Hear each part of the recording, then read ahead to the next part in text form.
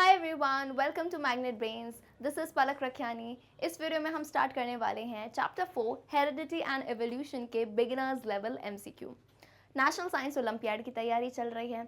MCQ यानी क्या? These are basically multiple choice questions. आपको मिलेगा एक क्वेश्चन, उसमें होंगे 4 ऑप्शंस और उन चारों में से कोई एक होगा करेक्ट आंसर। तो वीडियो के एंड तक बने रहो और हर क्वेश्चन में आपकी ड्यूटी है कि आपको कमेंट करके आंसर बताना है। आपको बता दूं, मैग्नेट ब्रेन्स एक ऐसा प्लेटफॉर्म है, यहाँ पे आपको मिलती है केजी से लेके 12 तक बिल्कुल फ्री ऑफ कॉस्ट सभी videos. And one more thing, हमारे पास अब अवेलेबल है बुक्स एंड ई बुक्स, यानी जितना आपको बेहतरीन कंटेंट दिखता है, theory books, sample papers, MCQs, इन सब में हमने बांट रखा है। कैसे अवेल करना है तो डिस्क्रिप्शन में एक फॉर्म की लिंक दी है, उस छोटू से फॉर्म को आप फिल कीजिए एंड हमारी टीम आपसे जल्द से जल्द कॉन्टैक्ट करेगी। So let's start with the beginners level MCQ. And जो स्टूडेंट्स करते आते हैं उन्हें ऑलरेडी पता है कि क्या स्टोरी चलेगी। यहाँ पे आपको टोटल देखने को मिलेंगे 20 number of questions. In each question 4 option है। नाउ स्टोरी क्या चलती है, देखो यार, एग्जाम तो आपको बाद में देना है, लेकिन यहाँ पे आपको सभी आंसर कमेंट करके बताने हैं। क्यों? ताकि आप खुद को जज सकें where are you standing right now. जो क्वेश्चन गलत जाते हैं यानी उस कॉन्सेप्ट को आपको फिर से पढ़ना है, जो सही जाएंगे तो इसमें बिल्कुल कॉन्सेप्ट चकाचक है। तो बिल्कुल इंतज़ार नहीं करना है कि यार मैम आंसर सही होगा या गलत। कमेंट करके, कैसे कमेंट करेंगे उसका भी पैटर्न है एंड आई होप ये भी आप सबको पता है। क्वेश्चन नंबर लिखना है 1 करके एंड ऑप्शन बता देना है A, B, C या D, जो भी आपको सही लगता है। Please please please question number लिख के आंसर करिए, बिकॉज जब मैं चेक करने आती हूँ तो मुझे कुछ समझ नहीं आता अगर क्वेश्चन नंबर नहीं लिखा हो तो। चलिए, बहुत ज़्यादा बोलो मैम, टाइम लगा लिया आपने, अब जल्दी से शुरुआत करते हैं। बिगनर्स लेवल के क्वेश्चन है तो काफ़ी आसान क्वेश्चन होंगे, ज़्यादा वक्त नहीं लूँगी यार, जल्दी से कमेंट करके बताना। Question number 1, when two parents are crossed the offspring are referred to as A recessives, B test cross, C F1 generation या is D F2 generation. Fastest finger first है भैया, वैसे ही बहुत फास्ट टाइपिंग करते हो। आसान सा ये क्वेश्चन है, जल्दी से बता दो इसका आंसर। हेरिडिटी एंड एवोल्यूशन में हमने क्रॉसिंग पढ़ी थी भाई। तो जब दो पेरेंट्स को क्रॉस किया जाता है तो उनके ऑफस्प्रिंग, ऑफस्प्रिंग यानी क्या? उनके बच्चे, उनके आगे वाली जनरेशन को क्या कहते हैं? देखो हिंट भी दे देती हैं Palak ma'am. Quickly I want to see all the answers in the comment section. And one more thing, अपना स्कोर भी देखते चलना है ना, लास्ट में स्कोर कैलकुलेट करके बताना है कितने मार्क्स आए हैं। चलो done, now it's my turn. दो पेरेंट्स को बेटा जब आप क्रॉस करोगे, जैसे फॉर इंस्टेंस यहाँ पे मैंने पेरेंट्स ले लिए, याद करिए मेंडल जी को, याद करिए किसको याद करना है मैम? मेंडल जी को याद करिए। उन्होंने पी प्लांट लिया था एज एन एक्सपेरिमेंट। तो पी प्लांट में दो पेरेंट लिए थे होमोजाइगस प्योर। एक था टॉल पेरेंट, कैपिटल टी ये टॉल है भाई, और एक था डुअर्फ पेरेंट, टिग्ना, टिंगा जिसे कहता है ना, डुअर्फ पेरेंट था। ये दोनों हो गए पेरेंट्स, ये मैंने कर दिया क्रॉस। मैथ्स का मल्टीप्लिकेशन नहीं है, बायोलॉजी का क्रॉसिंग है ये। और इनका जो बच्चा निकलता है, इनका जो ऑफस्प्रिंग आएगा, that will be capital T small T, और दिखने में कैसा होगा? टॉल। तो बोलो मैम अब मेन बात बता दो, ये जो बच्चा आया है, ये जो जनरेशन आई है, इसे कहा जाता है फिलियल 1 या फिर F1। सिंपल लैंग्वेज में कह सकते हैं F1 जनरेशन। कौन सी जनरेशन है ये? तो पेरेंट्स को क्रॉस करो तब जो पहली जेन निकल के आती है that is F1 filial 1 generation.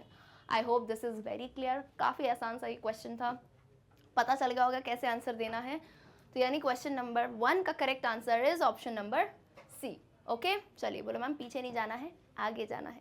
चलो कमिंग टू क्वेश्चन नंबर 2, इसका भी आंसर जल्दी से दे दो। 2 क्या कहता है, क्वेश्चन पढ़ लेते हैं।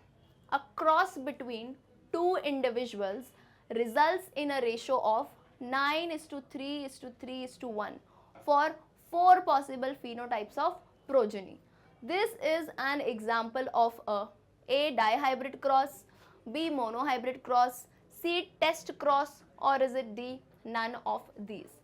तो बोल रहे हैं दो इंडिविजुअल के बीच में जब आप क्रॉस कराओगे यानी मीटिंग कराओगे तो एक रेशो आता है 9:3:3:1, 4 पॉसिबल फिनोटाइप का। अब फिनोटाइप बता देती हूँ। फिनोटाइप यानी एक्सटर्नल अपीयरेंस, बाहर से देख के कि बाहर से ये जो है राउंड रिंकल्ड है या फिर बाहर से ये राउंड एंड ग्रीन है, राउंड रिंकल नहीं, राउंड एंड ग्रीन है, रिंकल्ड येलो है। तो इस टाइप के फीचर्स आएंगे। तो बोलोगे मैम आपने बोल के भी हिंट दे ही दी है। कौन सी क्रॉस होगी ये? A dihybrid cross, B monohybrid cross, C test cross और is it D none of these? So I very well hope इसका आंसर समझ गए होगे। 9:3:1 रेशो किस में रहता है? ये होता है एक डाईहाइब्रिड क्रॉस में। उम्मीद करती हूँ आपको मेंडल की ये दोनों क्रॉसेस याद होंगी। डाईहाइब्रिड का मतलब, डाई का मतलब यहाँ क्या होता है? दो फीचर्स लेना, कोई भी दो फीचर्स। जैसे अपन ने मोनोहाइब्रिड क्रॉस में क्या लिया? हाइट ले ली। इन दिस केस हम क्या ले लेते? शेप ऑफ सीड, सीड का शेप कहना चाह रही थी मैं, shape of seed that is या तो राउंड होगी या तो रिंकल होगी, दोनों में से कोई एक शेप होगा। गोल होगी बढ़िया सी, या तो सिकड़ी हुई रिंकल्ड होगी। और क्या ले सकते हैं? कलर, कलर ले लेंगे। कलर क्या हो जाएगा? या तो क्या होगा? ग्रीन, या तो क्या होगा? येलो होगा, डोमिनेंट येलो है इसमें, या तो क्या होगा? ग्रीन होगा। ठीक है, I hope this point is very clear. तो ये दो क्रॉसेस ली थी। इसके बाद जो है, जो फिनोटिपिक रेशो निकल के आया था दैट वाज 9:3:3:1। ऐसा करके फिनोटिपिक इतने टाइप्स के डिफरेंट, 4 डिफरेंट टाइप्स के फिनोटाइप आए थे, उनके लिए ऐसा कुछ रेशो देखने को मिला था हमें। तो उम्मीद करती हूँ समझ गए मैम क्लियरली इसका आंसर क्या है? ए डाईहाइब्रिड क्रॉस। और अगर एक क्रॉस पढ़ना चाहते हैं तो आप जो है थ्योरी को रिकॉल कर लेना वीडियोस में देख के। चलिए, coming to question number 3, quickly से इसका भी आंसर बता दीजिए। For his experiments on heredity Mendel used A papaya plant, B potato plants, C pea plants और is it D pear plants? बोलते बोलते ही बता दिया क्वेश्चन 1 या 2 में कि कौन से प्लांट्स यूज़ करे थे मेंडल ने, पपाया, पोटैटो, पी या पियर। तो क्या इसमें टाइम लगना चाहिए? बिल्कुल भी नहीं यार, जल्दी से बता दो आंसर। बस मैं इतना वेट कर रही हूँ कि अभी कमेंट करोगे और एंटर दबा दिया। चलो, मेंडल ने जो प्लांट यूज़ किया है भाई वो है मटर का पौधा, दैट इज़ पी प्लांट। और इसके कुछ रीज़न भी हैं, इसके काफ़ी रीजंस हमने देखे थे। Why did he select this plant? सबसे पहली चीज़ तो इनको ग्रो करना बहुत ही आसान था, यानी आपको कोई बहुत बड़ा खेत नहीं चाहिए, आसानी से ग्रो कर सकते हैं। प्लस इनका जो ग्रोइंग टाइम है वो भी कम था, यानी कुछ ही टाइम में आप जो है इनकी काफ़ी सारी जनरेशन्स देख सकते हो। अरे भाई कुछ बच्चे पूछते हैं मैम मैंगो क्यों नहीं लिया? मैंगो बढ़िया है, मैंगो प्लांट ले लेते। बेटा मैंगो के उगने तक जब तक इंतज़ार करते हैं ना तो मेंडल खुद भी मर चुके होते हैं और उनके बच्चे आ जाते हैं आगे के। तो यानी ऐसी प्लांट्स लेने चाहिए जो बाकी सब वे में कन्वीनियंट हो, यानी उन्हें ग्रो करने के लिए बहुत ज़्यादा आपको खर्चा नहीं करना पड़े, कंडीशंस नहीं चाहिए हों। नंबर 2, उनकी काफ़ी सारी जनरेशन आप देख सकते हैं। Because why? क्योंकि क्या पढ़ना था मेंडल को? हेरिडिटी पढ़ना था। हेरिडिटी पढ़ने के लिए बहुत सारी जो है जनरेशन चाहिए होती है ना, तो वो जनरेशन के लिए पी प्लांट बेस्ट था।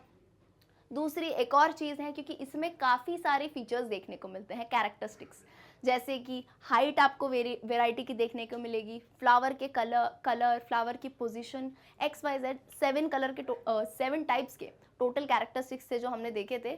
तो यानी पी प्लांट ऑल ओवर सबसे बेस्ट था मेंडल की स्टडी के लिए। तो आई होप क्वेश्चन नंबर 3 का आंसर यही दिया होगा, C option, pea plant.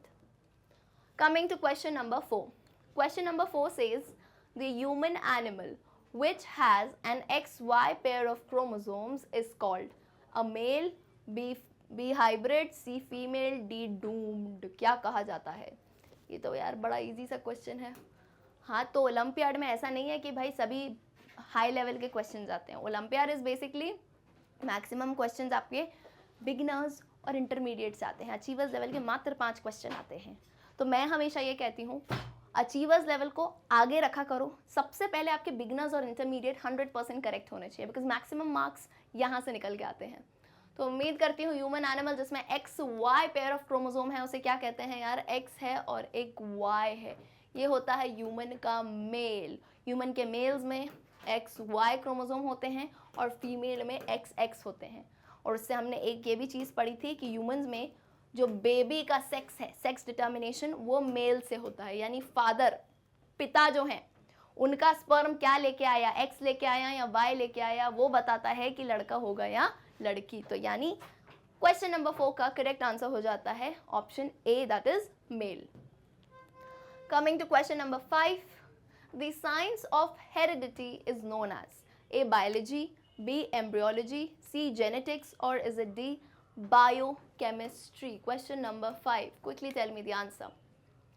Heredity की साइंस को क्या कहते हैं? जैसे अपन सब्जेक्ट पढ़ते हैं तो लिविंग ऑर्गेनिजम्स की साइंस को अपन कहते हैं बायोलॉजी. तो वैसे ही जैसे मतलब ब्रेन से रिलेटेड आपको स्टडी करनी है बिहेवियर से, तो साइकोलॉजी होती है. तो वैसे ही हेरिडिटी यानी ये जो फीचर्स हम लेके आते हैं अपने पूर्वजों से, अपने जो है दादा दादी से, तो वो हेरिडिटी जो है इसकी साइंस का नाम क्या होता है? बायोलॉजी, एम्ब्रियोलॉजी, जेनेटिक्स या बायोकेमिस्ट्री. तो वी क्लियरली नो. देखो भाई, हेरिडिटी में यानी दादा परदादा से हम लेके क्या आ रहे हैं? हम लेके आ रहे हैं जीन्स. अरे पैंट वाले जीन्स नहीं, ये वाले GENES, जीन्स. हेरिडिटी मटेरियल होते हैं ये जीन्स. यानी क्या? ये क्रोमोसोम के अंदर प्रेजेंट है. ये DNA के सेगमेंट होते हैं. जीन्स क्या होते हैं? DNA के सेगमेंट होते हैं. और DNA किसके अंदर होता है? क्रोमोसोम के अंदर. सो बेसिकली ये सब क्या है? हमारा हेरिडिटी मटेरियल है. तो जीन से देखो बेटा कौन सा वर्ड मिलता जुलता है? जेनेटिक्स. तो बेसिकली जो हेरिडिटी की साइंस है उसका नाम होता है जेनेटिक्स. एंड आपने वर्ड भी सुने होंगे ह्यूमन जेनेटिक्स वगैरह करके. तो C is the correct answer for question number 5. चलिए, coming to question number 6. Question number 6 says a gene is a. अच्छा, इतना ही क्वेश्चन है, 4 अक्षरों का. क्वेश्चन कहता है अ जीन इज अ. भाई बता दो इनको कि जीन क्या है. A hybrid, B heritable trait, C pure breed, और is it D part of a chromosome that transmits a trait.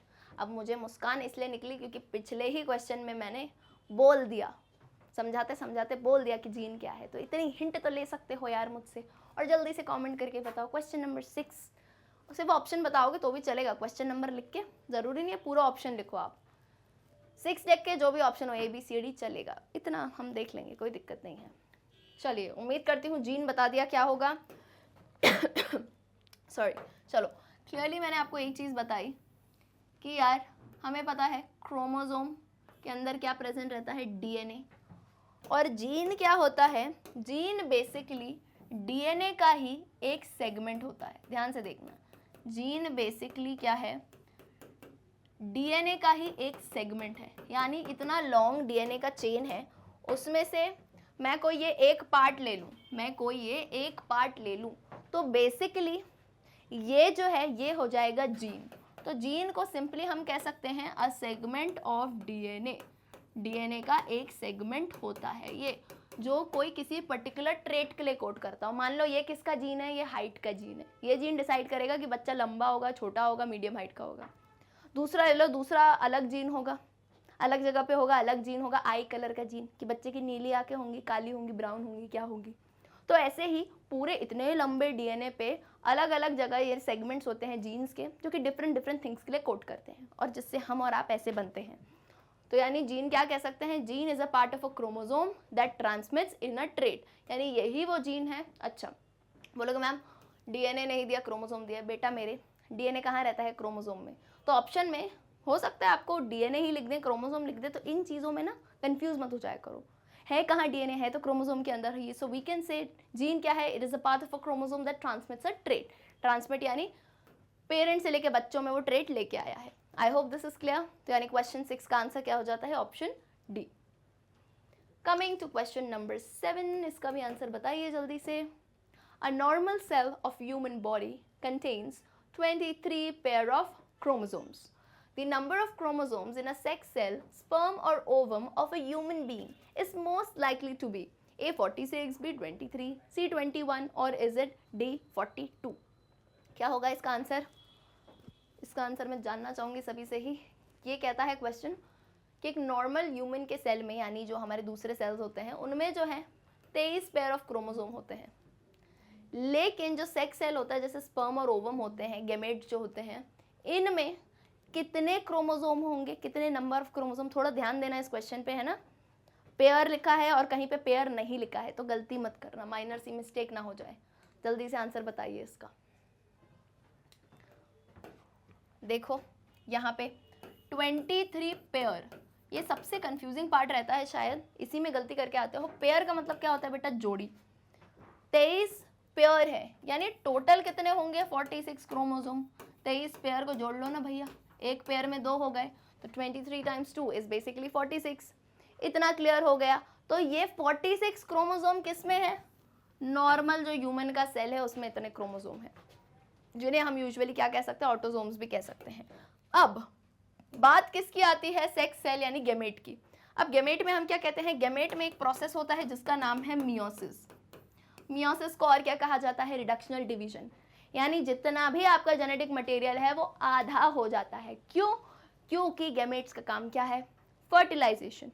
Fertilisation करना है, इसलिए वो अपना नंबर हाफ कर देते हैं ताकि जो जाइगोट हो, बच्चा हो, उसको फिर से नॉर्मल नंबर मिलने लगे।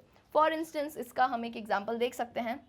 जैसे मान लो यहाँ पे ओवम है, ठीक है, ये स्पर्म है। अब अगर नॉर्मल बॉडी जैसे इनमें भी 46 प्रेजेंट रहते क्रोमोसोम, बेटा मेरे ध्यान से सुनना, 46 क्रोमोसोम इनमें भी, अगर इफ की बात कर रही हूँ, है ना, सुनते रहना, इफ की बात कर रही हूँ, अगर मान लो ओवम और स्पर्म में भी बेटा 46 क्रोमोसोम होते, तो जब ये फर्टिलाइजेशन करते, मिल जाते, फर्टिलाइजेशन करते, तो कितना बन जाता बोलोगे मैम, 92 बन जाते क्रोमोसोम, है कि नहीं। 46 कितना होता है, 92 बन जाते क्रोमोसोम। तो ऐसा तो हमने देखी ही नहीं है प्लॉइडी, ये तो सिस्टम ही बिगड़ जाता। यानी ये 92 बन गए, फिर आगे 92 फ्यूज करेंगे, पता नहीं कितने क्रोमोसोम्स बढ़ते चले जाएंगे, ये तो स्टेबिलिटी रहेगी नहीं स्पीशीज में। तभी जितने भी गैमेट्स यानी सेक्स सेल्स होते हैं उनमें मियोसिस होता है। मियोसिस में क्या होता है, नंबर हाफ हो जाता है। तो जैसे 46 क्रोमोसोम है नॉर्मल सेल में, तो ओवम में कितने मिलेंगे, 46 का हाफ कितना होता है, 23। स्पर्म में कितने मिलेंगे, स्पर्म की भी वही कहानी है, 23। तो अब जब ये 23 फर्टिलाइज करेंगे तो क्या बन जाएगा, 23 + 23 46, और ये जो है ये बन जाएगा हमारा जाइगोट। और कोई दिक्कत की बात नहीं है, इसमें भी वही विधि का विधान चलेगा, नॉर्मल सेल में इसके रहेंगे 46। और बेटा आगे की बात बताऊं, तो ये जो जाइगोट है आगे जब भी बड़ा हो जाएगा तो इसके भी जो स्पर्म है, अगर लड़का हुआ तो स्पर्म है, लड़की हुई तो ओवम है, उसमें भी क्रोमोसोम नंबर हाफ हो जाएगा। एंड यही कहानी, अभी की बात नहीं है, यही कहानी चलते आ रही है, ओके, इतने टाइम से। सो आई होप ये स्टोरी क्लियर होगी। तो मुझे बता सकते हो कि कितने प्रेजेंट होंगे क्रोमोसोम, दैट विल बी 23। तो यानी ऑप्शन बी बन जाता है हमारा इसमें correct answer. Alright, coming to question number 8। Quickly question पढ़िए और इसका आंसर बताइए कमेंट करके।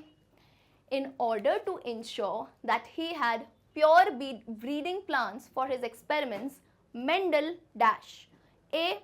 cross-fertilized each variety with each other, B. let each variety self-fertilize for several generations, C. removed the female part of the plants, or is it D. removed the male parts of the plants? A very important question भाई, इस question को ज़रा screenshot लेके रखना। ये ensure करने के लिए मेंडल ने कि भाई अपन ने तो कह दिया एक्सपेरिमेंट में कि होमोजाइगस है, बिल्कुल प्योर है, लेकिन बेचारे मेंडल को जो सामने दिख रहा है वो तो मटर का प्लांट है। मटर का प्लांट थोड़ी ना कह रहा है कि मैं प्योर हूँ, मैं होमोजाइगस हूँ, मैं कैपिटल टी हूँ। तो ये तो मेंडल को कंफर्म करना था। तो मेंडल ने ये कंफर्म कैसे किया कि प्योर ब्रीडिंग है? A, B, C, D option में से इन चारों में से क्या चीज़ें करी हैं? I want your answer in this in the comment section. Quickly जल्दी से बताओ क्या आंसर होगा। क्रॉस फर्टिलाइज कर दिया, हर वेराइटी को सेल्फ फर्टिलाइज करने दिया, बहुत सारी जेन तक, बहुत सारी जनरेशन तक, फीमेल पार्ट रिमूव कर दिया या मेल पार्ट रिमूव कर दिया। Alright, shouldn't take much time. उम्मीद करती हूँ अगर क्वेश्चन समझ गए होगी तो स्टोरी इतनी डिफिकल्ट नहीं है बेटा। देखो काफ़ी सिंपल इसका आंसर है। अगर आपको प्योर होमोजाइगस प्लांट चाहिए तो उसके लिए क्या करना होता है? उसके लिए आप कई साल तो नहीं, मतलब कई जनरेशन तक जो है उस प्लांट का करवाओ बेटा सेल्फ फर्टिलाइजेशन। खुद ही की स्पीशीज से उसको सेम स्पीशीज से उसको सेल्फ फर्टिलाइज कराओ। कि अगर टॉल प्लांट है तो उसी को टॉल प्लांट से काफ़ी जनरेशन तक सेल्फ फर्टिलाइजेशन कराया जाए। या तो सेम प्लांट से करा सकते हो, बाइसेक्सुअल होते हैं, या फिर जो है आप सेम उसी के सेम जैसे टॉल प्लांट से करा सकते हो। तो इससे क्या होगा, काफ़ी जनरेशन तक हो जाएगा ना, तो मेंडल को कंफर्म हो जाएगा कि भाई इससे जितनी भी जनरेशन आई सब टॉल ही प्रोड्यूस हो रही हैं, विच क्लियरली मीन्स कि ये जो है हमारी प्लांट जो है बिल्कुल प्योर है, होमोजाइगस है। So I hope this is very clear. तो यानी इस क्वेश्चन में करेक्ट आंसर क्या बन जाता है? Option B, let each variety self fertilize for several generations. I very well hope सभी का यही आंसर रहा होगा। आइए आते हैं क्वेश्चन नंबर 9 पे। क्विकली से बेटा बता दो इसका भी आंसर कमेंट करके। A plant with 2 small genes breed with a plant with 2 tall genes to produce A. small plants and tall plants in the ratio 1:3, B. all small plants, C. all tall plants, or is it D. tall plants and small plants in the ratio 3:1? आसान सा question है। उम्मीद करती हूँ आपको मेरी आवाज़ समझ आ रही होगी। आज थोड़ा गला ऊपर नीचे है बट कोई बात नहीं, the show must go on. चलिए एक ऐसा प्लांट जिसमें 2 स्मॉल जीन हो उसे ब्रीड कराएंगे, एक ऐसा प्लांट जिसमें 2 टॉल के जीन हो, तो आपको बच्चा जो आगे प्रोजनी मिलेगी, जो जनरेशन मिलेगी, उसमें A, B, C, D में से क्या होगा? सभी स्मॉल प्लांट्स होंगे, स्मॉल प्लांट्स और टॉल प्लांट्स होंगे 1:3 के रेशियो में, या फिर टॉल प्लांट्स स्मॉल प्लांट्स होंगे 3:1 के रेशियो में। तो क्विकली से बताओ इसका आंसर। मैं यहाँ क्रॉस करके बता देती हूँ, अभी पीछे ही बनाई थी तो लगता नहीं है कि भाई कुछ भूले हो गए। क्या थी यहाँ स्टोरी? बोल रहे हैं कि एक प्लांट जिसके दोनों टॉल जीन्स है, तो कैपिटल टी ले लेते हैं। एक प्लांट जिसके दोनों छोटे वाले जीन्स है, स्मॉल डवार्फ कह सकते हो, इसे मैं लिख देती हूँ टॉल, इसे स्मॉल भी लिख सकते हो या डवार्फ भी लिख सकते हो। ठीक है भाई, इनको हमने क्या किया है, इनको हमने क्रॉसिंग कराई है, इनको ब्रीड कराया है। तो जब आप देखेंगे, जब आप क्या देखेंगे, यहाँ पे आप देखेंगे एक इनके प्लांट आ जाएगा, एक बच्चा आ जाएगा जो कि क्या दिखेगा आपको, टॉल दिखेगा। और इसी बच्चे को जब आप आगे फर्टिलाइज कराओगे तो कहानी थोड़ी अलग आएगी। लेकिन हमसे क्वेश्चन में तो यहाँ तक ही पूछा है, तो पीछे ही बताया था ये क्या है, ये F1 जनरेशन है, रिकॉल कर लो। और ये कौन है, ये इनके पेरेंट्स हैं। तो बेटा ज़रा मुझे देख के तो बताओ कौन सा बच्चा हुआ है। बोलोगे ma'am capital T small t, वो तो ठीक है, दिख कैसा रहा है? कैपिटल T स्मॉल t ऐसे लेके तो नहीं खड़ा है भाई, कैसा दिख रहा है? बोलो मैम टॉल दिख रहा है। क्यों? क्योंकि कैपिटल T प्रेजेंट है और यहाँ पे कैपिटल T जो है वो है हमारा डोमिनेंट जीन। वो जो है बेचारे स्मॉल t को डोमिनेट कर देता है, उसको एक्सप्रेस ही नहीं होने देता है। तो यानी पूरी जनरेशन कैसी है, all are tall plants, all are tall. लो तो यानी इस क्वेश्चन में करेक्ट आंसर हमारा क्या हो जाता है, option C, all tall plants. I hope इसका आंसर समझ आ गया होगा। होता क्या है इसमें, अच्छा मैं गलती भी बता देती हूँ, मिस्टेक कहाँ करते हो। जब भी हमने पढ़ी है मेंडल की ये क्रॉस, तो दिमाग में एक ही चीज़ घूमती है, 3:1 का रेशो। भाई मेरे क्वेश्चन तो देख लो क्या है। क्वेश्चन में पूछ रहे हैं कैपिटल टी और स्मॉल टी को जब आप क्रॉस करवा के क्या निकल रहा है, कैपिटल T स्मॉल t, और ये पूरे के पूरे टॉल हैं, तो इसमें आपको 3:1 का रेशो नहीं छापना है। इसमें करेक्ट आंसर आएगा ऑल टॉल प्लांट्स। ऑलराइट, चलिए coming to question number 10। Question number 10 काफ़ी इंटरेस्टिंग है क्योंकि ये ब्लड ग्रुप पे है, तो इसका आंसर मैं चाहूँगी आप ज़रूर दें। अ pregnant woman has an equal chance of her baby being blood group A और blood group AB. Which one of the following shows the possible genotypes of the woman and the father of her child? Option A, B, C या D, इनमें से क्या होगा सही answer? बोल रहे हैं एक प्रेग्नेंट वुमन है, उसके इक्वल चांस है, यानी 50% चांस है कि A ब्लड ग्रुप होगा और 50% चांस है कि AB ब्लड ग्रुप होगा। तो इसमें पूछा जा रहा है उसकी मदर जो हैं और उनके फादर जो हैं, इनका पॉसिबल जीनोटाइप क्या होगा। हमें पता है आई जीन पे ब्लड ग्रुप प्रेजेंट रहते हैं, तो आपको थोड़ा सा टाइम मैं ज़रूर दूंगी इसके लिए, लेकिन कोशिश करिए कि आप ही जो है इस क्वेश्चन का करेक्ट आंसर बताएं। ऑलराइट, देख लो आई जीन रहता है, आई जीन कोड करता है इस चीज़ के लिए, तो क्या स्टोरी रहेगी बता देते हैं, A, B, C या D की। वुमेन क्या होगा, फादर का क्या होगा। ऑलराइट, चलो भाई अब इतना समझ रहे हो कि 50% चांस A का है, 50% चांस B का है, यानी कहीं ना कहीं अगर हम ऑप्शन A को ऑब्जर्व करें, ठीक है, अगर मान लो मदर का IA है एंड फादर का IBO है, तो इसमें हमारी कितनी पॉसिबिलिटी बनती है कि जो आने वाला बच्चा है उसका क्या होगा ब्लड ग्रुप। तो इसको हम यहाँ पे आके समझते हैं। देख लो, अब एक चीज़ अगर याद हो तो कुछ टाइप के हम चेकर बॉक्स बनाते थे, स्क्वायर बनाते थे, तो सेम कहानी यहाँ पे लेके चलो। देखो कभी भी इस टाइप के क्वेश्चन सॉल्व करने होते हैं तो क्या किया करो, ऐसे बॉक्स बना लिया करो। अब सिंपली क्या काम है, देखो जो आपको ऑप्शन में क्या दिया गया है, सबसे पहला ऑप्शन देखो IA IB IO, तो क्लियरली आई हैव टोल्ड कि ब्लड ग्रुप को दर्शाने के लिए आई जीन यूज किया जाता है, इतना क्लियर है। तो बेटा एक चीज हमेशा याद रखो, ब्लड ग्रुप ए और ए बी आने के लिए क्या क्या पॉसिबिलिटी होनी चाहिए। हमने ऑलरेडी पढ़ी है ना पॉसिबिलिटी, कि अगर कौन से दो जीन आएंगे तो ए ब्लड ग्रुप होगा और कौन से दो जीन आएंगे और ए बी ब्लड ग्रुप होगा। So for this we already know that A जो है डोमिनेंट है, ए क्या है, डोमिनेंट जीन है। मतलब अगर ये अकेला भी प्रेजेंट हो जाए ना तो सामने वाले को दबा देगा, यानी बोलेगा कि भाई मैं खुद को एक्सप्रेस करूंगा। बी भी क्या है, डोमिनेंट है। तो ये दोनों आपस में तो कोडोमिनेंट है और बेचारा ओ जो है, ओ ब्लड ग्रुप वाले रिसेसिव वाले हो जाते हैं, है ना, दब जाते हैं ये। तो now the case comes, A blood group कब होगा, ए बी कब होगा। तो इसमें एक कंडीशन ले लो, ए की एक तो नहीं मतलब दो कंडीशन लोगे। एक तो क्या, जब आई ए होगा तो ए ब्लड ग्रुप होगा, यानी मदर की साइड से आई ए, फादर की साइड से भी आई ए हुआ तो ए ब्लड ग्रुप वाला बच्चा पैदा हो गया।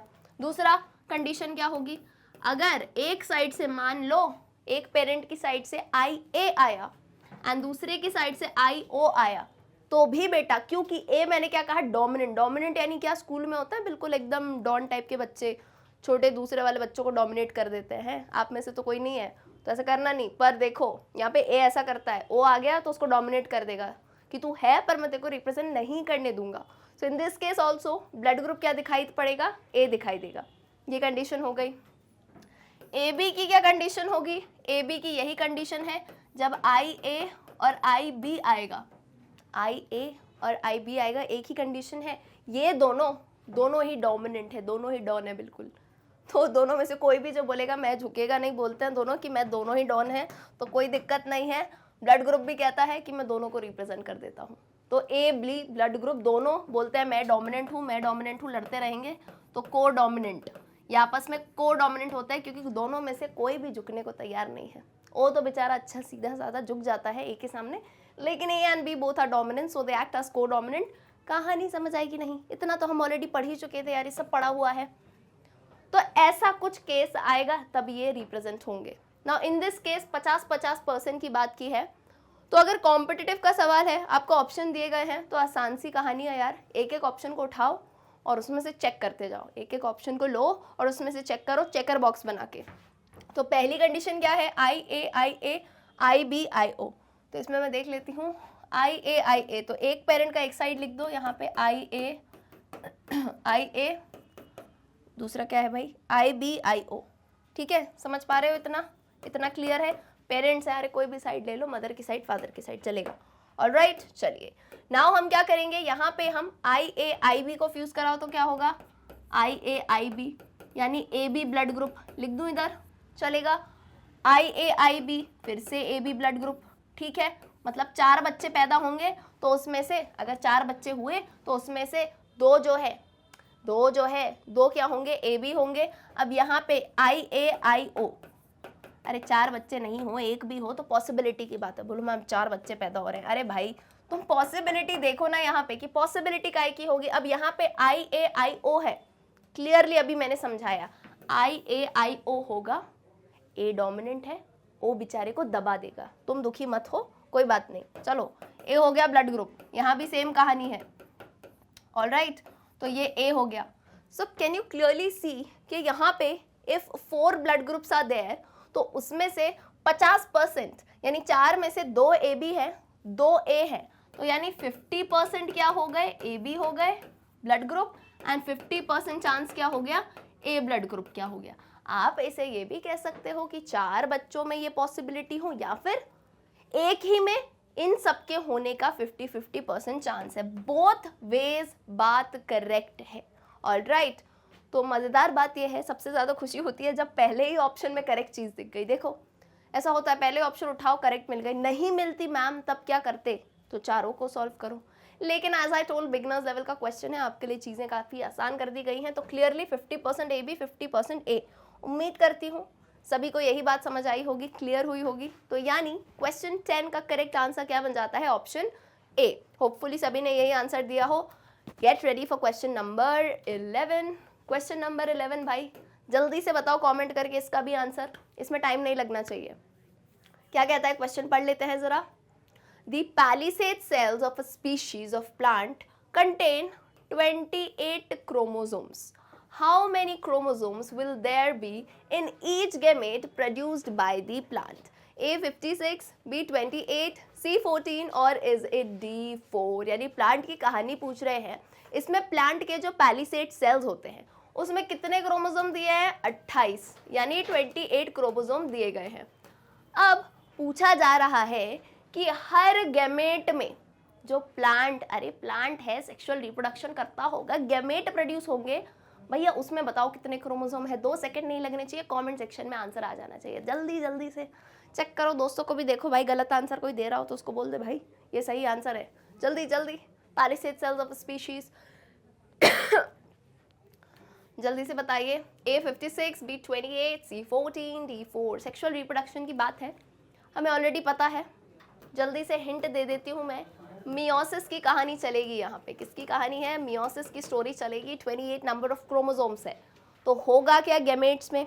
गैमेट्स हमें पता है फ्यूजन में काम आएंगे, फर्टिलाइजेशन में काम आएंगे. तो गैमेट में कहानी क्या होती है? चलिए, your time's up, now it's my turn again. तो गैमेट की बात है, रिप्रोडक्शन की बात है. सो वी ऑलरेडी नो कि यार रिप्रोडक्शन की प्रोसेस है, मतलब जितना भी क्रोमोसोम नंबर है, जितना भी मटेरियल है, वो क्या हो जाएगा? हाफ. अरे मैम हाफ कैसे हो जाएगा, बीच से काट देंगे? अरे नहीं भाई, ऑलरेडी हमने पढ़ा है मियोसिस, जिसका दूसरा ही नाम क्या है? अरे इसके नाम में ही सारा काम है. देखो, रिडक्शनल डिवीजन कहते हैं इसे.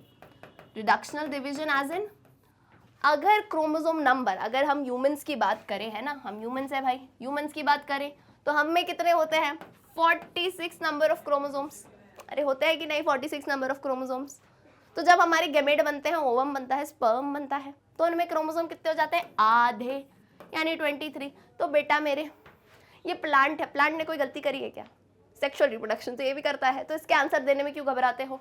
28 क्रोमोसोम इसमें है, तो इसके गैमेट में कितने होंगे? आधे कर दो, कितनी भी वैल्यू दियो. डोंट थिंक कि मैम हमने तो ह्यूमन पढ़ा था, ये कौन सा प्लांट आ गया, तो पढ़ा ही नहीं है. ऐसे मत समझा करो. हमेशा कहती हूँ कॉन्सेप्ट क्लियर रखा करो. क्वेश्चन 10 तरह के आ जाएं, कितनी भी वैल्यूज आ जाए, यू कैन सॉल्व इट. सो अगर 28 क्रोमोसोम है तो बेटा 28 का हाफ कितना होता है? 14. यानी इन दिस केस हमारा करेक्ट आंसर हो जाता है option C, that is 14. I hope it is very clear. सभी ने आंसर दे दिया. Get ready for question number 12 on your screen and quickly tell the answer in the comment section. Question 12 लिखो, ABCD बताओ. Which of the following may be used to obtain an F2 generation? पूछा जा रहा है कि इन 4 option में से क्या करना चाहिए एक F2 जनरेशन पाने के लिए. आपको F2 का फुल फॉर्म नहीं दिया गया है. A है allowing flowers on a parent plant to be self-pollinated. B allowing flowers on an F1 plant to be self-pollinated. C cross-pollinating an F1 plant with a parent plant, or is it D cross-pollinating 2 parent plants? देखो, ऐसा नहीं है कि ma'am सिर्फ बोलती है comment section में बताओ. मैं देखती भी हूँ, मैं ज़रूर देखती हूँ कि कौन सा स्टूडेंट बहुत ज़्यादा आंसर्स देता है अच्छे से, और उसको मैं रिप्लाई भी करती हूँ. तो what are you waiting for? Quickly tell me the answer to this question. अच्छा क्वेश्चन है ये. F2 जनरेशन की बात है यहाँ पे. F2 का फुल फॉर्म अभी नहीं बताऊंगी, जल्दी से आंसर दो. क्या होगा F2 जनरेशन? अगर आपको चाहिए F2 जनरेशन तो क्या करना पड़ेगा इनमें से? तो हिंट दे देते हैं. खैर पता ही होगा आपको, मेंडल के एक्सपेरिमेंट से बात है ये. मेंडल के एक्सपेरिमेंट से याद करो भाई, कंट्रीब्यूशन दिया है मेंडल साहब ने इतना, तो F2 जनरेशन निकल रही है. Okay, shouldn't take much time. बहुत ही फास्ट टाइपिंग करते हो, बिल्कुल भरोसा है मुझे, है ना, स्मार्ट स्टूडेंट्स हो सब. चलो अब आ जाओ. देखो घबराया मत करो, ऐसे क्वेश्चंस में ना अपने आप को बहुत अंडर एस्टिमेट करते हैं स्टूडेंट्स. मैंने बहुत सारे स्टूडेंट्स देखे हैं जो सब बढ़िया होता है लेकिन घबराते हैं और कहते हैं मैम मार्क्स नहीं आते अच्छे से. तो बेटा जब मैं कह रही हूँ आंसर दो तो आंसर दो, उसका कोई रीज़न है ना, उसका कोई रीज़न है. ये साइकोलॉजी है कि यहाँ जब आप आंसर दोगे ना, सही निकले कॉन्फिडेंस बढ़ेगा, गलत निकले घबराना नहीं. क्यों? कि इधर काम करना है, यहीं से समझ पाओगे. मन में कहानियाँ मत बनाया करो, मन तो हज़ारों चीज़ें सोचता है, वो तो दौड़ता ही रहेगा. Might be a thing, you must be thinking answer A होगा. पलक मैम ने बता दिया आंसर डी है, मन में ही आपने सोचा आंसर ए है. पलक मैम ने बताया नहीं आंसर डी है, फॉर इंस्टेंस एग्जाम्पल है. तो आपका मन क्या है, बहुत ही चालाक है, बदल देगा आंसर. नहीं मैंने डी भी सोचा था, चलो सही बात है. तो ऐसे क्या आपका कॉन्सेप्ट क्लियर नहीं होगा, फिर जब एग्जाम में यही क्वेश्चन आएगा तो घबरा जाओगे.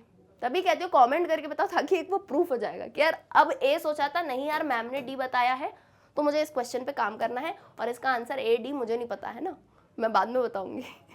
चलो कितना टाइम दे दिया यार बोल के मैंने। आ जाइए, F2 जनरेशन। मेंडल साहब को याद तो करो जरा, मेंडल साहब को याद तो करो। कर लिया याद? आओ मैम याद करते हैं।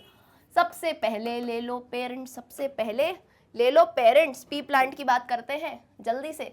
मुझे बहुत मज़ा आता है इन क्रॉसेस को फिर से याद करने में, थोड़ा ऊपर लिख देती हूँ है ना। क्रॉस को फिर से याद करो। पेरेंट्स ले लो, माँ बाप।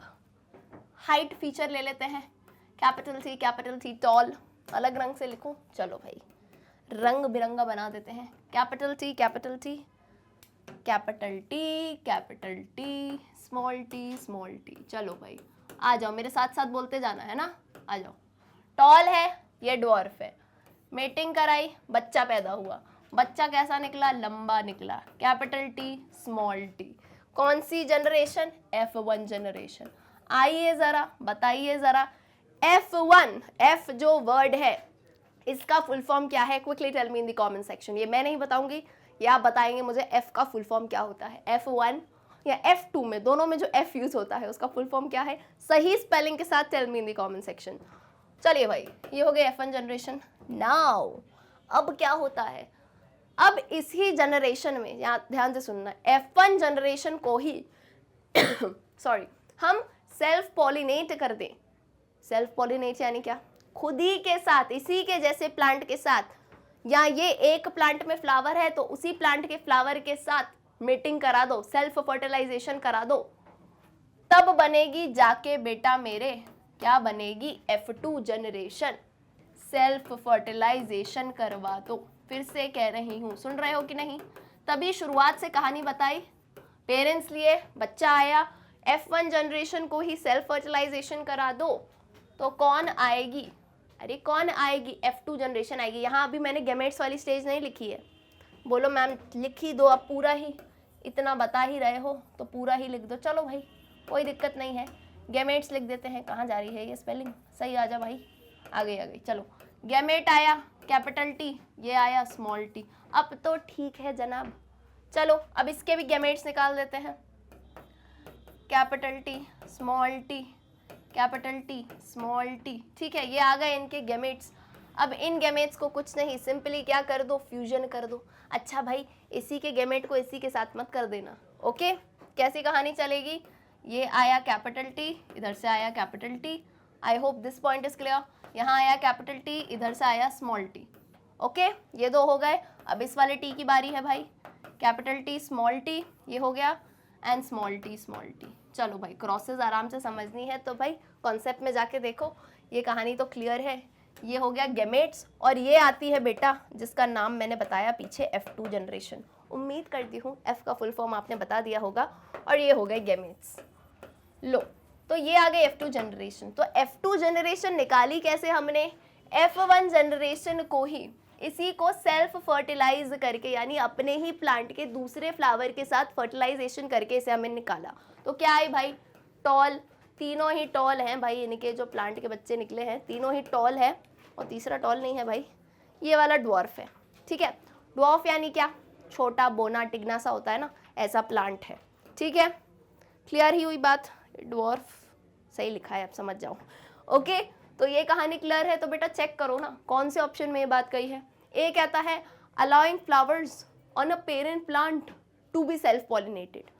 तो ये बात पता है कैसी हो जाएगी कि ये जो पेरेंट प्लांट है ना, ये ऊपर वाले दोनों पेरेंट्स, वहाँ लिखा है मैंने क्लियरली, इन्हीं को सेल्फ फर्टिलाइज करके, लेकिन ऐसा नहीं है भाई। इसमें एक अपन होमोजाइगस टॉल ले रहे हैं, एक ड्वार्फ ले रहे हैं, तो इसमें सेल्फ फर्टिलाइजेशन नहीं है, इसमें सेल्फ फर्टिलाइजेशन नहीं है, तो ये बात गलत हो जाएगी। सेकंड है allowing flowers on an F1 plant, यानी F1 जनरेशन में कैपिटल टी स्मॉल टी जो आया था उसी को सेल्फ फर्टिलाइज करोगे तब F2 जनरेशन आएगी।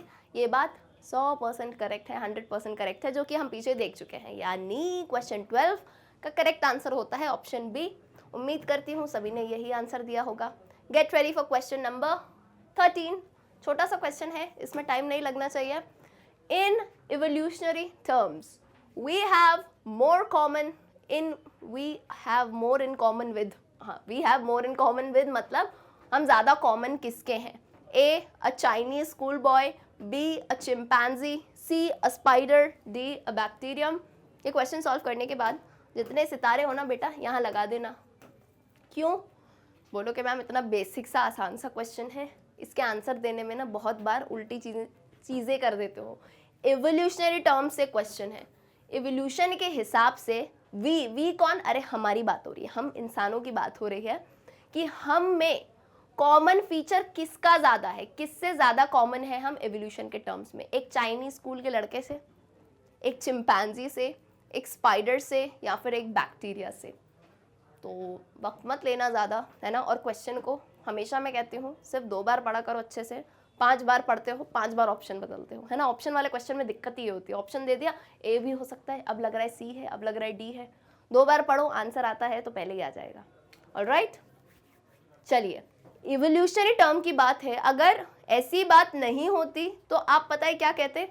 चाइनीज स्कूल बॉय, यानी अरे इसका मतलब ये नहीं कि हम चाइनीज जैसे दिखते हैं, मतलब एक इंसान के जैसे हम ज़्यादा कॉमन है। लेकिन ओवर है वे टॉकिंग अबाउट एवोल्यूशन, और एवोल्यूशन में एक कहानी आपको बता दूं। खैर पहले ये मानते थे कि चिंपैंजी जो है हमारे पूर्वज थे, है ना, चिंपैंजी जो थे हमारे पूर्वज थे, लेकिन ऐसा नहीं है भाई।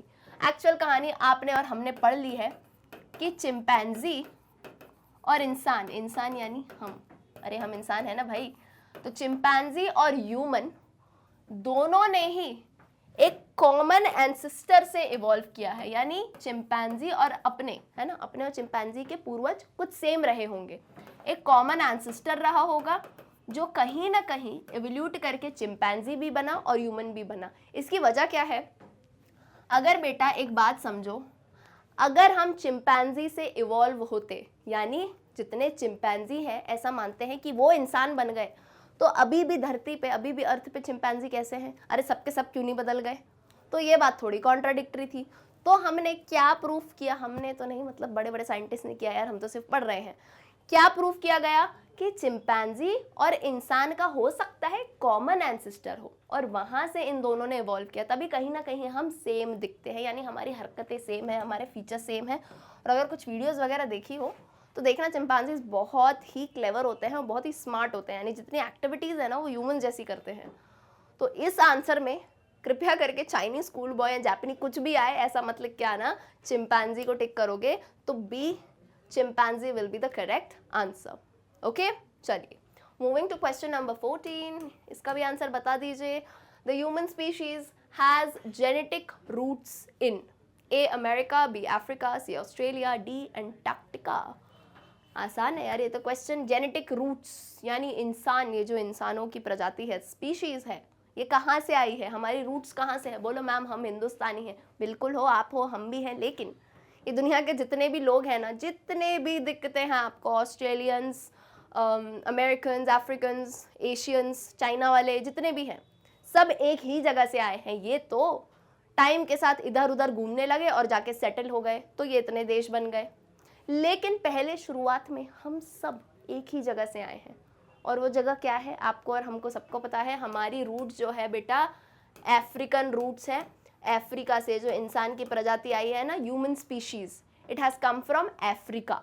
तो यानी ऑप्शन बी बन जाता है हमारा बिल्कुल करेक्ट आंसर। ओके, चलिए moving to question number 15, which of the following gas was not present in early earth atmosphere. इन चारों गैसेस में से ऐसी कौन सी गैस है जो अर्ली अर्थ, यानी अर्थ जब पहले बन रहा था, है ना, शुरुआती टाइम में, तो इनमें से कौन सी गैस अर्थ पे नहीं थी? A ammonia, B oxygen, C hydrogen sulphide, और इज इट डी मीथेन। क्या होगा इसका आंसर? जल्दी से बताइए। ठीक है, इसका आंसर तो बता ही दो यार, काफ़ी इजी। अपन ने मिलर एंड यूरी का एक एक्सपेरिमेंट भी देखा था, तो उसमें भी क्लियर हो गया था कि कौन सी गैसेस जो थी उस टाइम में थी, यानी बहुत ही पहले के ज़माने में। ठीक है, तो ऐसा मत समझना दादा दादी नहीं बेटा, पूर्वजों के भी पूर्वज, यानी मिलियंस ऑफ ईयर्स अगो की बात है ये। जब मतलब मान लो अर्थ पे लाइफ थी नहीं, लाइफ चालू होने वाली थी, तो सबसे एक्सेप्टेड थ्योरी जिसे कहते हैं केमिकल थ्योरी ऑफ एवोल्यूशन, है ना। केमिकल से भी ज़्यादा वी कैन से मॉडर्न, क्या कह सकते हैं? Modern chemical theory, modern chemical theory of evolution. So shouldn't take much time. Ammonia, oxygen, hydrogen sulphide, methane, इसमें से कौन सी नहीं थी, ये भी ध्यान दो। कोई भी क्वेश्चन आता है जिसमें नॉट करके आ जाता है ना, तो उस पर ध्यान देना। क्यों? क्योंकि जल्दबाजी में हम पहला ऑप्शन देके सही कर देते हैं, बट उसमें पूछा है not. So very well, hope बोलोगे मैम काफ़ी आसान से। आज के टाइम में जिससे हमारी सांसें चलती है, जो हमारे शरीर के लिए बहुत ज़रूरी है, तब वो थी ही नहीं, दैट इज ऑक्सीजन। अमोनिया था, NH3 था बेटा, हाइड्रोजन सल्फाइड था बेटा, यहाँ पे मीथेन था, बस ऑक्सीजन ही नहीं था। कब? अर्ली एटमॉस्फेयर के अर्थ में। ओके, तभी तो लाइफ नहीं थी तब। यानी option B becomes the correct answer to question number 15। चलिए, get ready for question number 16 and quickly tell me the answer to this. A gradual change over a long period in a form of life is known as A. Erosion, B. Evolution, C. Revolution or is it D. Evaluation? क्या question दिया है यार, इतना आसान।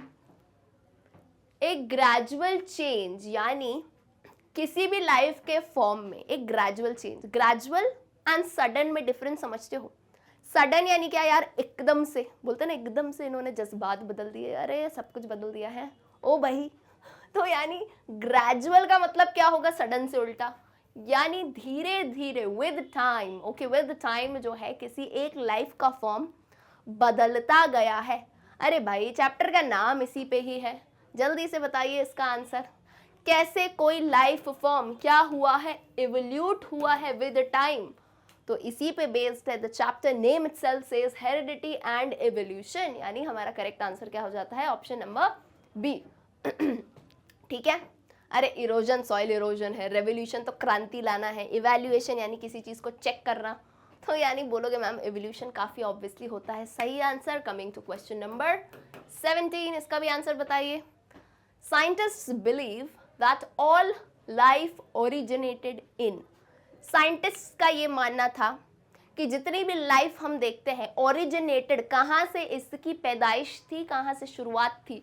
Option A the sea, option B the soil, option C ground या option D air. जल्दी से बताइए, आपको पता है यार साइंटिस्ट क्या सोचते थे, हम पढ़ चुके हैं। जितने भी धरती पे आपको लाइफ फॉर्म दिख रहे हैं, शुरुआत में ये कहाँ से ओरिजिनेट हुए हैं? समुंदर से, सॉइल से, ग्राउंड से या हवा से? तो बोलो मैम इसमें तो कोई दो राय ही नहीं है, काफ़ी क्लियर सी बात है। हमें पता है एवोल्यूशन में हम स्टेजेस भी देखते हैं, और प्रेगनेंसी में भी जब बेबी की, एम्ब्रियो की स्टेजेस देखते हैं, या आगे हायर क्लासेस में और अच्छे से आप पढ़ेंगे, जो बायोलॉजी ऑप्ट करेंगे, एम्ब्रियो के स्टेजेस देखोगे तो आपको ऐसे एवोल्यूशन होते हुए दिखेगा। और उसमें आपको कौन दिखती है बेटा? मछली दिखती है, सी के फॉर्म्स दिखते हैं। यानी शुरुआत में जितनी भी लाइफ ओरिजिनेट हुई है वो कहाँ से? समुंदर से, सी से। जो सी है वहाँ से लाइफ ओरिजिनेट होना चालू हुई है। यानी ऑप्शन ए बन जाता है correct answer. Come to question number 18। Question number 18 क्या कहता है? अकॉर्डिंग टू साइंटिस्ट, देखो सब कुछ साइंटिस्ट के अनुसार है। Aves have evolved from A mammal, B amphibian, C reptile और is it D arthropod. Scientist के हिसाब से एव्स, अब एव्स को मैं बताऊंगी नहीं क्या होता है, नहीं तो पूरा आंसर ही पता चल जाएगा। याद करो एव्स कौन से होते हैं भाई। Aves have evolved from mammals, amphibians, reptiles या आर्थ्रोपोड। एव्स किनमें से इवॉल्व हुए हैं, यानी एव्स के पूर्वज क्या रहे होंगे, ऐसा सवाल है। तो जल्दी से इसका जवाब बता दो यार। सॉरी, चलिए एव्स कहाँ से इवॉल्व हुए होंगे, यानी ऐसा कर सकती हूँ, नीचे मैं लिख दूँ एव्स और ऊपर क्वेश्चन मार्क लिख दूँ और यहाँ से ये इवॉल्व हुए हैं। सोचो ज़रा। तो सबसे पहले तो एव्स पता होना चाहिए, तभी कहा क्लास 9th बेटा अच्छे से पढ़नी थी अपन को, है ना। और नहीं भी हो तो मेरे लेक्चर्स वहाँ भी हैं भाई, क्लास 9th के लिए पूरे लेक्चर्स, तो उसमें जाना, ज़रा क्लासिफिकेशन पढ़ लेना यार, किंगडम एनिमेलिया करके, तो उसमें आपको ध्यान आ जाएगा एव्स कौन थे, साइंटिफिक नेम आते हैं।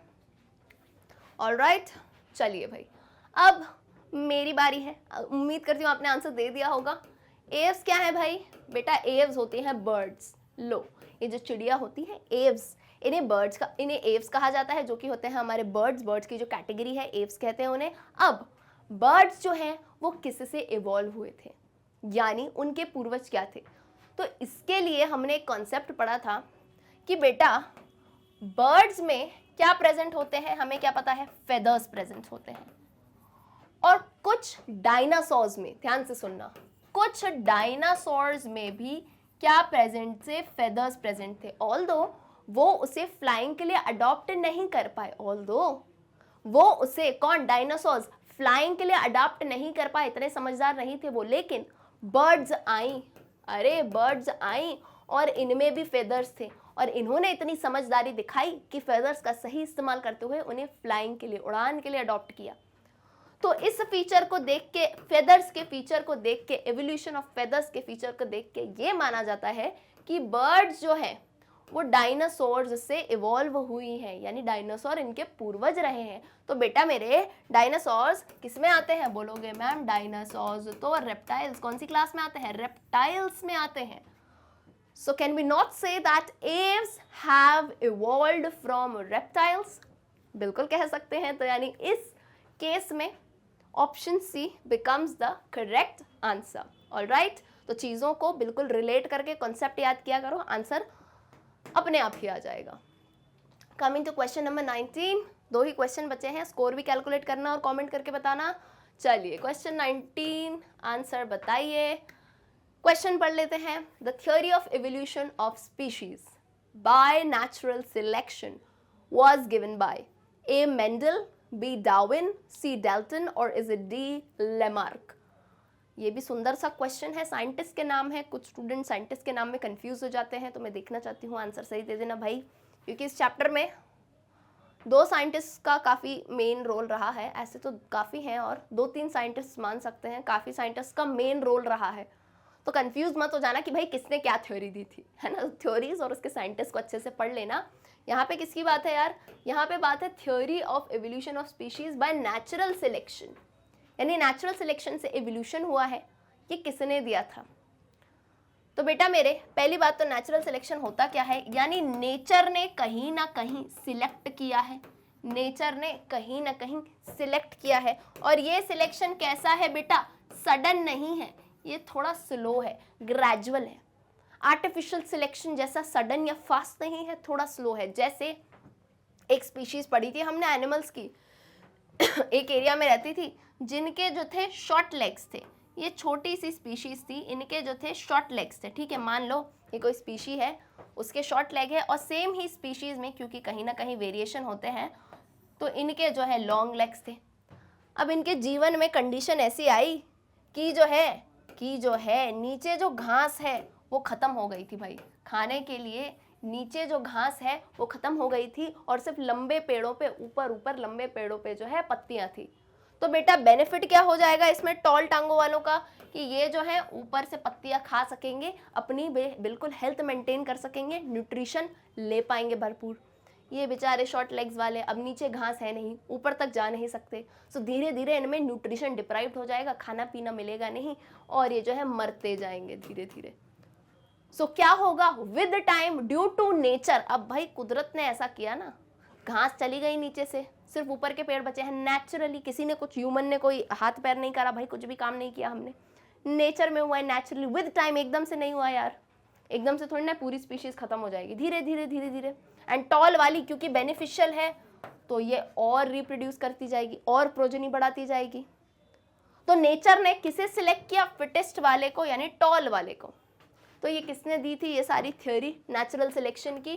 क्लियरली पता है, हमारे साइंटिस्ट चार्ल्स डार्विन की ये थ्योरी है। तो नाम को भूलना नहीं, अरे नाम को भूलना नहीं। एंड क्लियरली ऑप्शन बी में दिया गया है डार्विन, ठीक है, सरनेम दिया है उनका, इन्हीं का ही नाम है भाई। तो यानी option B becomes the correct answer for question number 19। चलिए coming to the last question इस वीडियो का, जल्दी से इसका आंसर बताओ और स्कोर जरूर कैलकुलेट करना।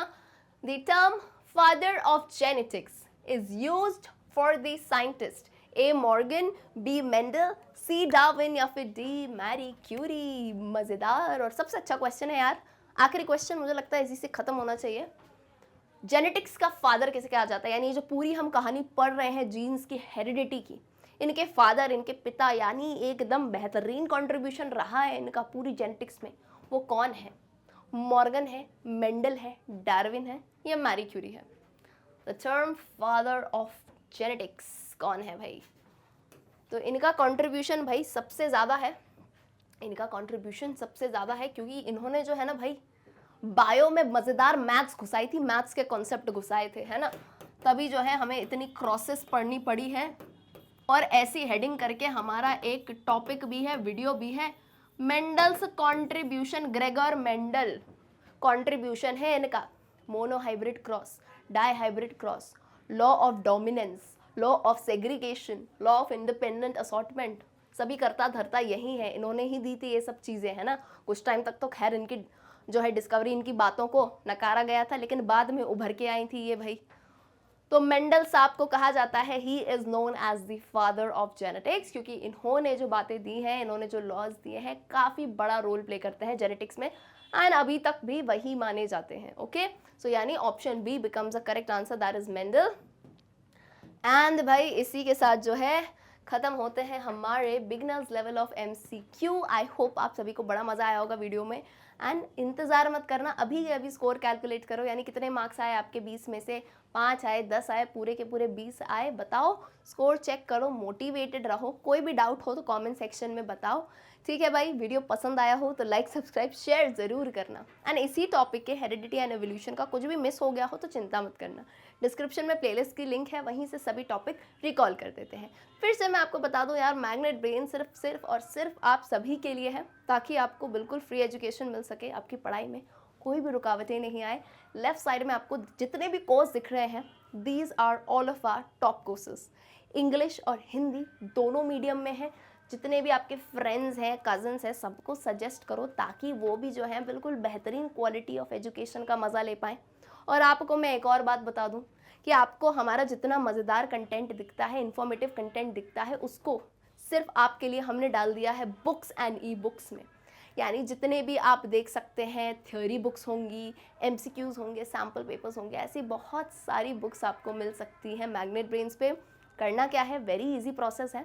डिस्क्रिप्शन में आपको एक और लिंक दी होगी, उसमें एक फॉर्म होगा, उस फॉर्म को आप फिल करिए, एंड उस फॉर्म को फिल करते ही हमारी टीम आपसे जल्द से जल्द कॉन्टैक्ट करेगी। So see you all in the next session, till then good bye.